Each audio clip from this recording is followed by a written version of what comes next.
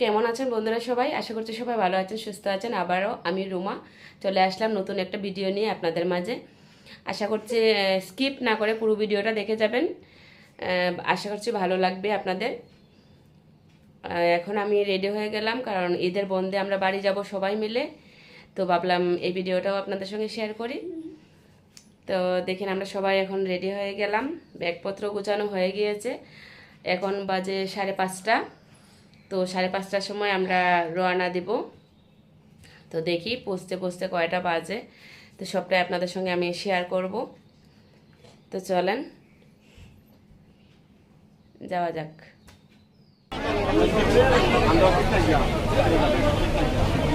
বন্ধুরা, চলে আসলাম স্টেশনে। এখানে এত ভিড়, তাও এখন এতটা ভিড় হয়নি, কারণ ট্রেনটা ছাড়বে আরও 1 ঘন্টা পর। এই জন্য এতটা ভিড় হয়নি, অনেকটা ভিড় পাড়িয়ে কিন্তু আমি এই ট্রেনে এসে উঠলাম।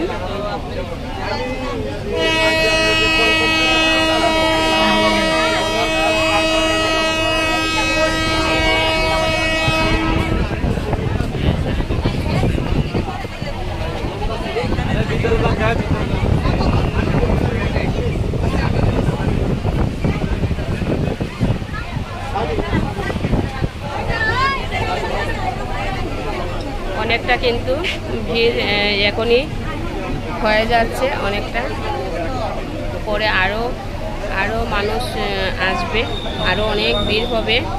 তো পরে আর আমি ট্রেনের মধ্যে ভিডিও করতে পারবো না বন্ধুরা। তো দেখেন, এখন আমি আপনাদেরকে দেখিয়ে দিচ্ছি।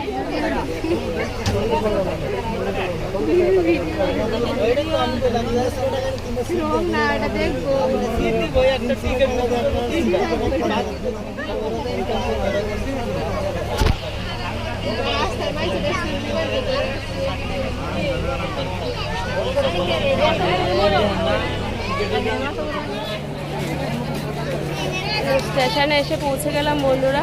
দেখেন এত ভিড়। এটা কি বলবো, এটা হচ্ছে নেত্রকোনা স্টেশন।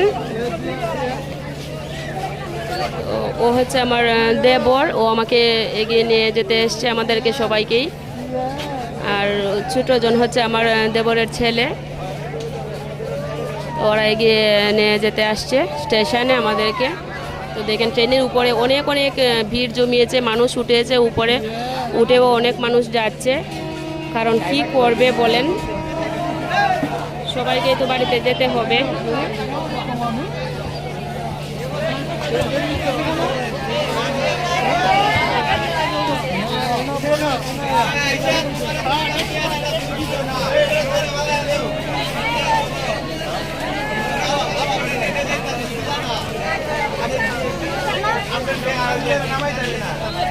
আমার পা ব্যথা করছিল না, বাবার ফুলে বসে বসে আমি ঘুমিয়েছি, তারপর আমার পা ব্যথা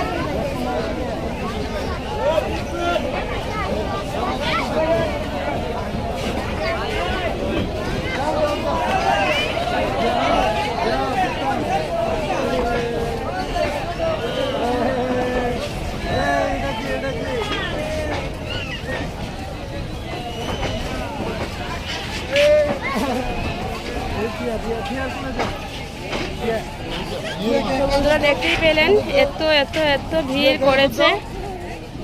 ট্রেনের উপরে অনেক মানুষ ভিড় জমিয়েছে।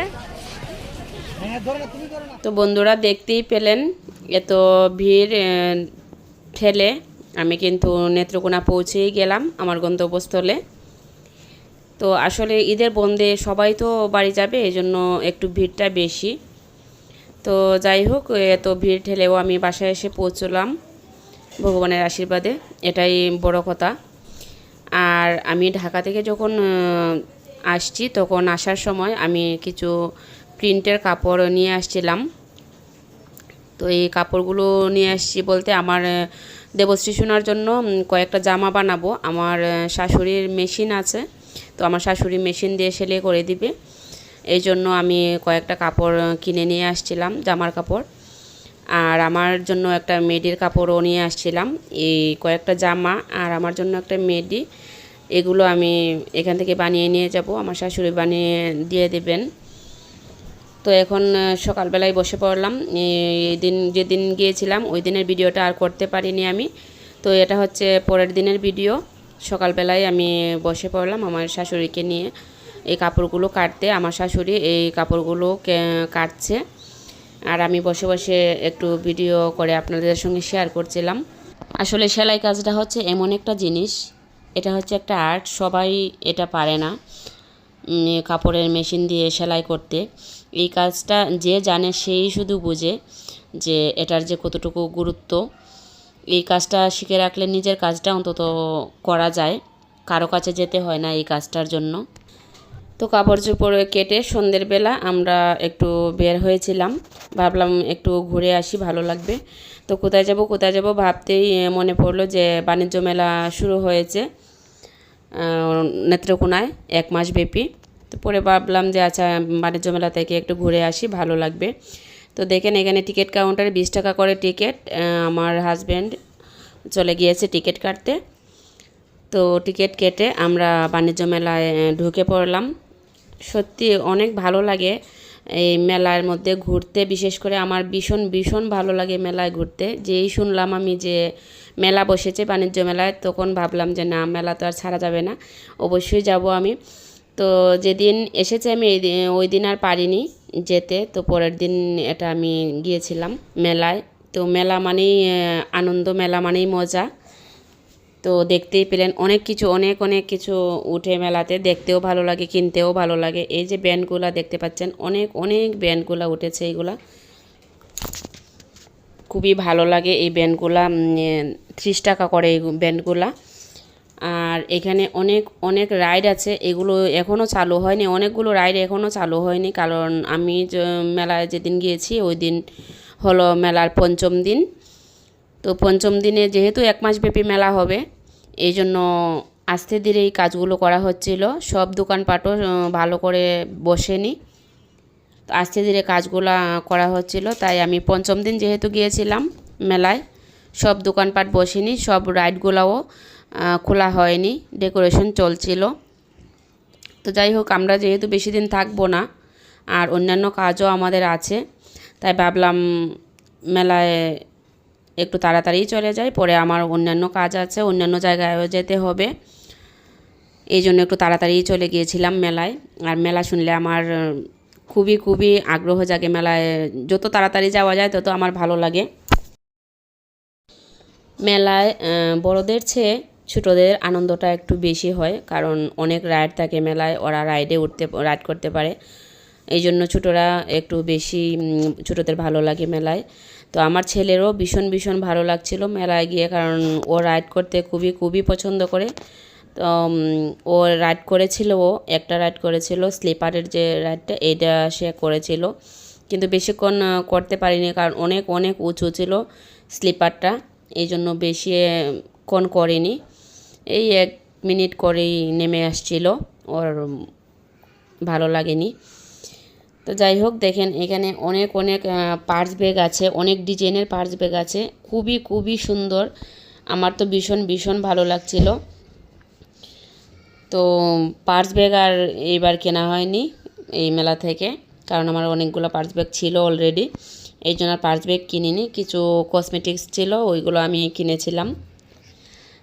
আর দেখেন আমার ছেলে শুধু বলছিল এটা কিনে দাও, ওইটা কিনে দাও, এটা কিনে দাও, সব সময় বলছিল, কারণ ছোটোদের নিয়ে গেলে, যারা ছোটো বাচ্চাদের নিয়ে যান তারা তো বুঝতেই পারছেন, তাদের যেটা দেখে সেটাই তো তাদের পছন্দ হয়ে যায়, সেটাই তাদের কিনতে হবে।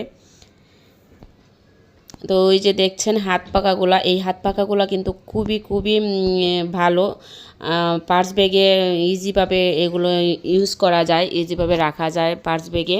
যে কোনো জায়গায় যেতে হলে জার্নির ক্ষেত্রে এই পাখাগুলা কিন্তু ভীষণ ভীষণ উপকারী আমার মনে হয়, কারণ গরমের সিজনে এই হাত পাখাগুলো খুবই কাজে আসে। আর উনি হচ্ছেন আমার হাজব্যান্ডের ফ্রেন্ডের ওয়াইফ। তো ওনার সঙ্গে দেখা হলো মেলায়, আমরা যোগাযোগ করেই গিয়েছিলাম, আমার হাজব্যান্ডের ফ্রেন্ডও গিয়েছিল মেলায়। তো উনিও বলছিলেন যে তোমরাও আসো, আমরা সবাই একসাথেই মেলাতে ঘুরবো, দেখব। তো আমরা যোগাযোগ করে গিয়েছিলাম, আর উনি হচ্ছেন আমার হাজব্যান্ডের ফ্রেন্ড। আর এই যে কিউট বাবুটা দেখছেন, এই কিউট বাবুটা হচ্ছে আমার হাজব্যান্ডের ফ্রেন্ডের মেয়ে, ওনার মেয়ে। এই কিউট বাবুটা খুবই সুন্দর না বাবুটা? তো আমার কোলে চলে আসলো, অনেক অনেক ভালো ছিল, সবার সঙ্গেই মিশতো বাবু, সবার কোলে যেত, খুবই কিউট কিন্তু দেখতে বাবুটা। আমার তো ভীষণ ভীষণ ভালো লাগছিল।